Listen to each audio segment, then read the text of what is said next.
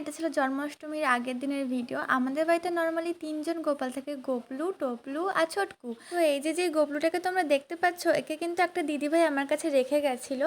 আর ওর চোখগুলোই mainly draw করার জন্য আমাকে দিয়ে গেছিলো। চোখগুলো টিপ দুটোকে উঠিয়ে নিয়ে ভালো করে আঠাটাকে ক্লিন করে বস্ত্রটা আমি খুলে পাশে রাখলাম। আমরা কি দেখতে পাচ্ছ গোপলুর গলায় ছোট্ট একটা তুলসীর মালা পরানো, কি কিউট লাগছে তাই না?